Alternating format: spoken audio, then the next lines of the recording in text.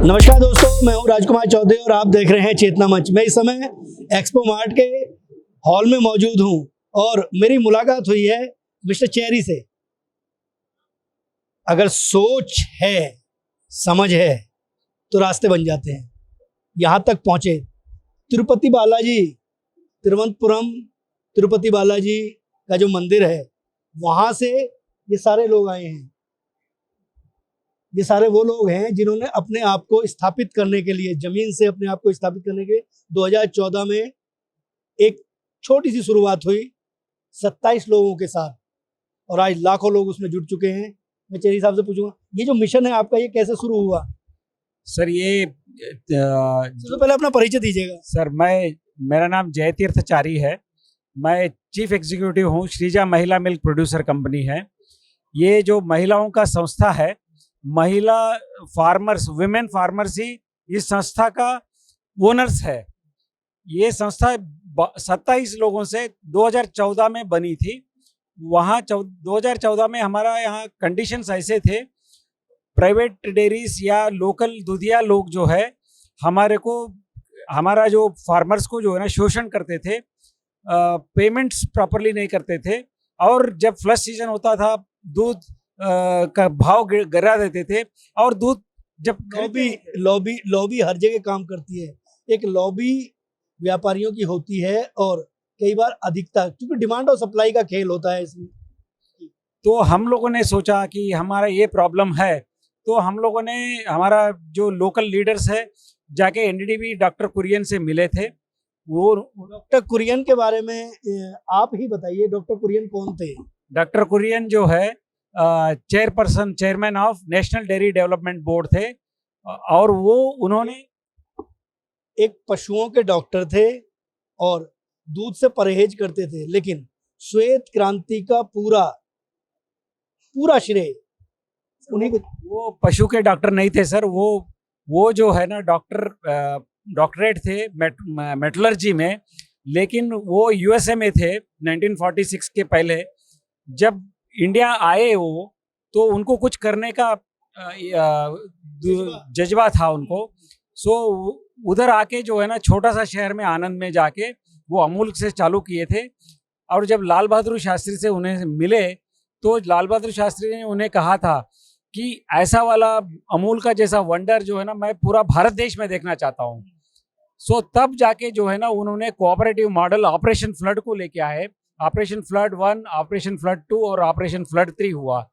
उसमें उन्होंने हर राष्ट्र में, हर स्टेट में उन्होंने कोऑपरेटिव व्यवस्था का स्थापन किया। उनका प्रोसेसिंग प्लांट्स दिए, एक स्ट्रक्चर दिया, कैसा करने का बताया उन्होंने, टेक्नोलॉजी दिया।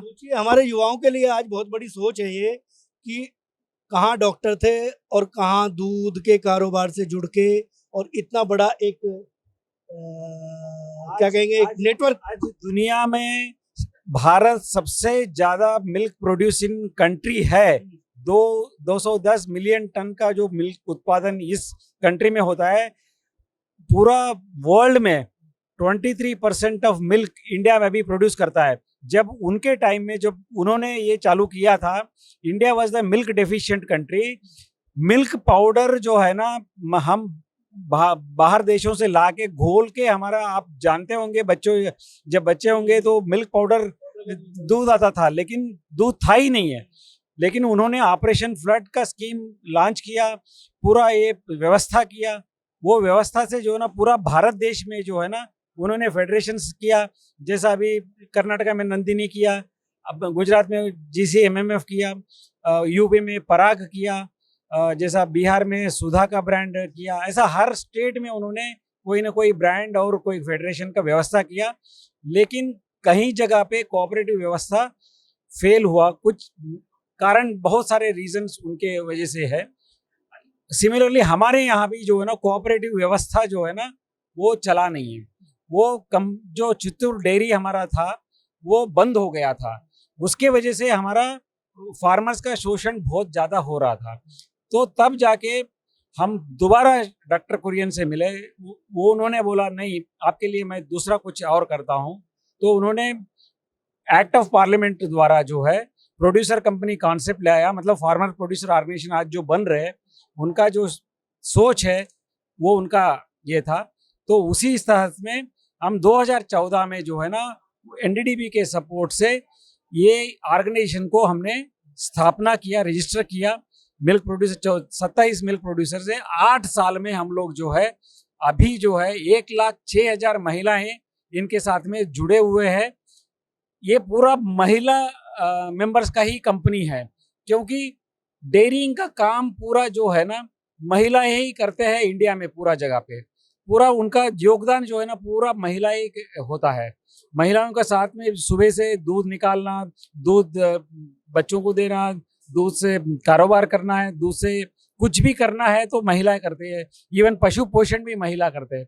तो उनके हम लोगों ने सोचा कि महिलाओं का ही एक कंपनी बनाया जाए और महिलाओं को ही महारानियां बनाया जाए। अब उनका कंपनी बनाया जाए। उनका कंपनी बनाया हमने। अभी इस कंपनी जो है ना वर्ल्ड का सबसे biggest world milk producers women milk producer company बन चुका है। ये तिरुपति का इसका रजिस्टर्ड ऑफिस है, इधर से करते हैं। हमारा जो ये तिरुपति में अभी जब मेरी बात हो रही थी आपसे तो आप बताए थे कि वहाँ पे घास की बड़ी दिक्कत परेशानी है। कैसे पशुओं को चारा कैसे? तो हमारा जो ऑपरेशन फ्लड के तहत जो है ना फिर उनको जो है ना प्रोडक्टिविटी लेवल्स बढ़ाना था, इनपुट कॉस्ट कम करना था। तो हम लोगों ने जो है ना उधर का जो रिक्वायरमेंट के हिसाब से हमने कैटल फीड का डिज़ाइन किया। सो वहाँ पे जो पोषण जो पशु को मिलना चाहिए वो जिस तरीके का विटामिन चाहिए, जिस तरीके का मिनरल्स उसके अंदर होना चाहिए, उस लोकल एरिया के जो रिक्वायरमेंट है उसके हिसाब से हमने कैटल फीड बनाया। हम इस सबको जो है ना कंपनी जो है ना सब प्रोड्यूसर को डिस्ट्रीब्यूट करती है at a reasonable price, subsidise price में। उसके अलावा जो है ना हम जितने भी जो वेटरनरी सर्विसेज जो भी है हमारे कंपनी में डॉक्टर्स को हमने रखा है और मेडिसिन जो है ना हम बहुत 50%। वहाँ दूध का क्या भाव है? दूध आज के दिन में जो है ना हम लोग जो है ना 32 रुपये पर लीटर इनको देते हैं। आप इनसे अच्छा, एक छोटी बात, आपके दिन की शुरुआत कैसे होती है वहाँ पे और शाम कैसे ढलती है आपकी? क्वांटिटी ना सर, सुबह जब दिन निकलता है सूरज की पहली किरण के साथ जो आपका जो पूरा डे पूरे दिन में మార్నింగ్ పొద్దున్న నుంచి సాయంకాలం వరకు మీకు ఎలా మీ రొటీన్లు ఏముంటాయి అనేది పొద్దున్నే ఏం చేస్తారు మీరు? పాలు देखिए भाषा का थोड़ा अंतर हो सकता है लेकिन लहजा जरूर बता देगा कि क्या कहना चाहते हैं। जी, जी। మార్నింగ్ కౌస్ అంతా క్లీన్ చేస్తాం. తెలుగులో చెప్పానా సార్ వాళ్ళకు?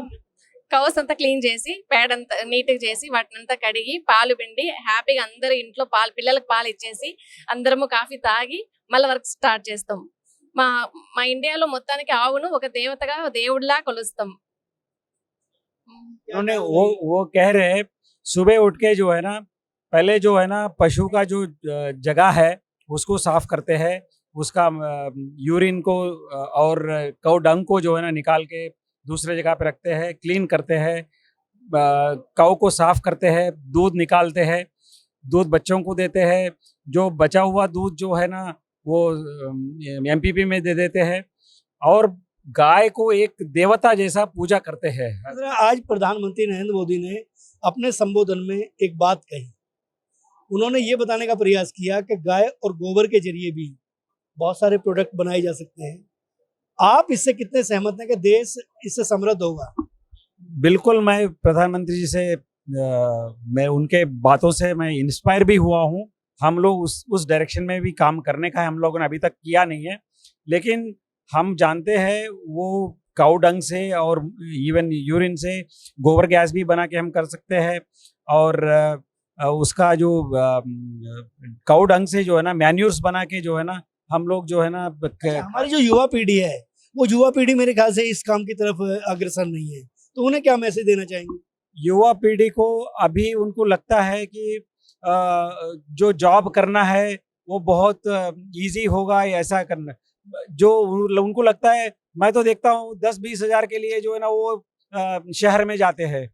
हम बोलेंगे, हमारा कंपनी के हमारा ओनर्स बताएंगे कि 10-20 नहीं है 50,000 भी जो है ना हम गांव में रह के कमा सकते हैं, ये पशु पोषण करके हम कर सकते हैं। तो एंड ये जो करने से जो है ना, हमारा पशु पोषण जो है ना, हमारा हजारों सालों से जो है ना, हम जो कर रहे हैं इंडिया में, जो भारत देश में हम लोग जो करते हैं, उसका जो है ना हमको साथ ही साथ हमको पुण्य में मिलेगा और उसका लाभ में मिलेगा। अच्छा, ये जो समिट है, इस समिट, इतना बड़ा समिट आज यहाँ पे हो रहा है, मेरे ख्याल से 47 साल बाद हिंदुस्तान के अंदर ये समिट हो रहा है। इसमें स्टेट गवर्नमेंट का कितना योगदान है, क्योंकि आप तो दूर से आए हैं, तमिलनाडु से चल के आए हैं, इस वजह से ये सवाल मैं आपसे कर रहा हूँ। नहीं, ये स्टेट गवर्नमेंट इधर जो ये जगह दिया है और इधर करने के लिए हमको सुविधा दिया है, उसके लिए हम स्टेट गवर्नमेंट का भी आभारी है। योगी जी भी पूरा कल भी आके पूरा व्यवस्था। मैं आपके प्रदेश की बात कर रहा हूँ, जिस स्टेट से आप आए हैं।